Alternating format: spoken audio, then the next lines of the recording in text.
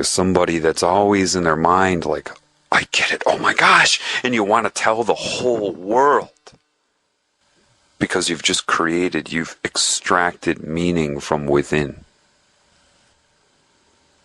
Those that even if they have opened up, all right, and they were seeking information, because information is not knowledge.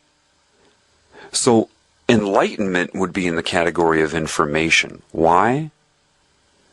Because as it's sold, as it ends up being, all you're doing is changing your perception of reality, just seeing other templates of symbolic expression. There are no answers there if you're depending upon anything you experience to give you those answers. No symbol means anything until you give it meaning. So in truth, if you have the meaning inside and you come up with symbols and you see them in your objective reality, maybe somebody else came up with it too, you have an understanding, an immediate understanding. Sometimes that can be faked or replicated. Somebody's been indoctrinated into a system where they had to learn specific meanings to symbols, and so one who is in the know, one who has knowledge may run into somebody like that, and the person may have learned enough so that you have an understanding. But the person that learned it will still look at you, if you came from within to know, in a way that they're curious. How do you know? Because you seem to have a different, a fuller understanding of it, a non-polarized understanding of it. They learn a few specific ways to talk about it and what it means, but you can talk about it endlessly with different metaphors. What's the difference? Well, what's the difference between reading a book and memorizing somebody else's conclusions and extracting meaning and coming to your own? It's like the difference between a muffin top and a muffin. They've got you all eating up muffin tops, but you don't have the knowledge underneath. Is that a permanent thing? Absolutely not. The reason you don't know anything is because many people that do have knowledge, even if they wanted to tell you, it's like they are on a broadband connection and you're on 56K. There is so much information. And unfortunately, as it is right now, the general population has no idea. They look at a symbol. Maybe they're taught a symbol. Either they really don't have any understanding of it, or it's a very limited understanding. If you have knowledge inside of you, you could sit there and talk about that one symbol all day. There's more than one meaning attached to symbols. Like I told you, a deer in the woods can mean more than one thing by stomping their hoof. If you seek the symbol, the muffin top, you will never have the whole muffin. And this is what people do when they try to seek videos and books and all. They're looking for muffin tops. They're looking for the end result. Therefore, you are dependent upon the meaning that is given to you. So somebody in the know, if they're talking to somebody that isn't in the know, can be very difficult. Why?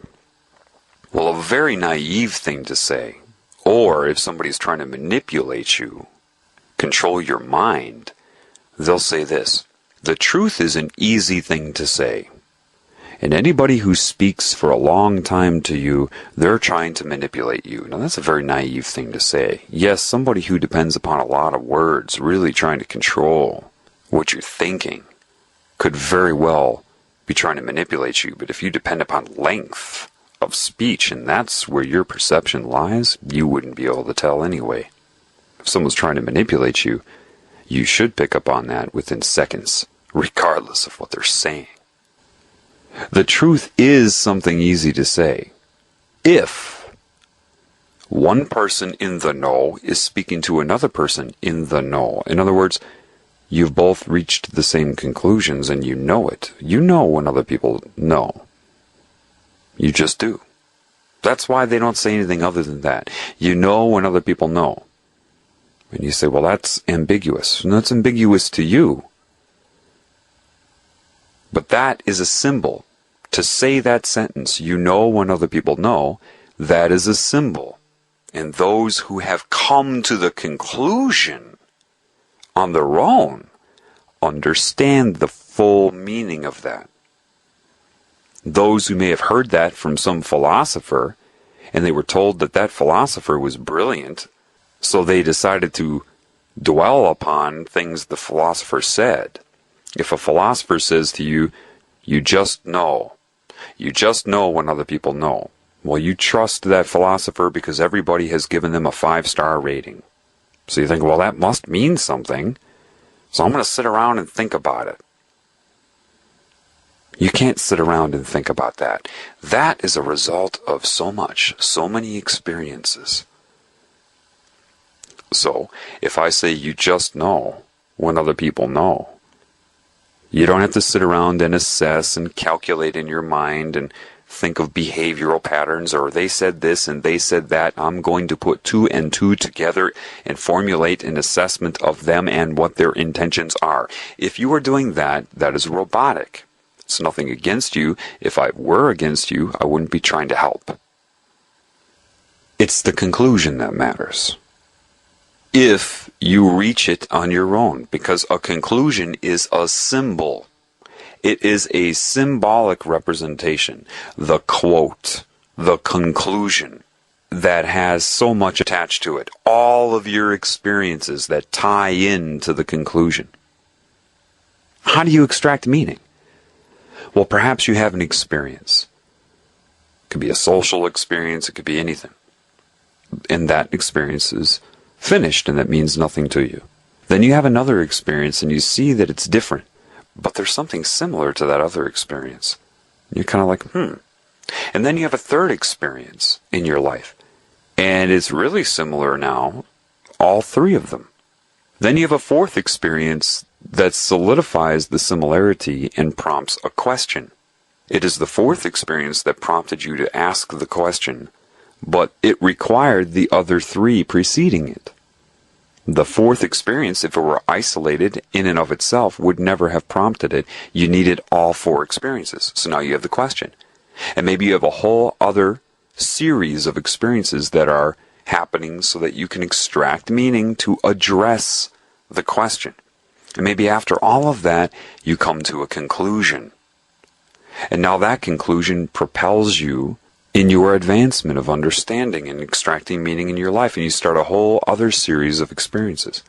And that's just one facet of your life, and maybe simultaneously you have 30 other paths going like that, like I just explained. And maybe all 30 of them come to one peak of a conclusion, and you needed all 30 paths that had many, many experiences within each path, leading up to minute conclusions that come together that lead you to a new understanding.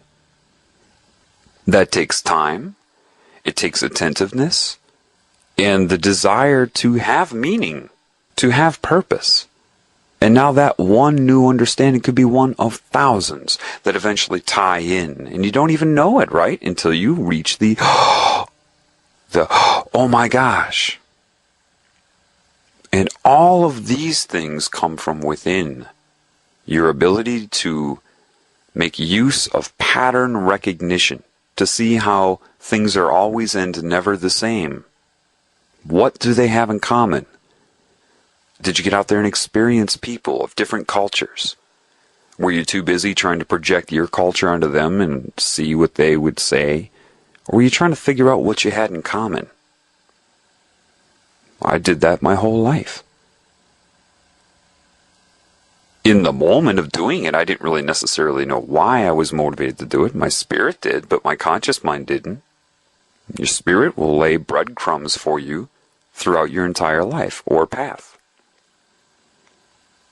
So if you come to an understanding, and then several understandings, and you know how much is involved with it, you can tell other people the details of your path.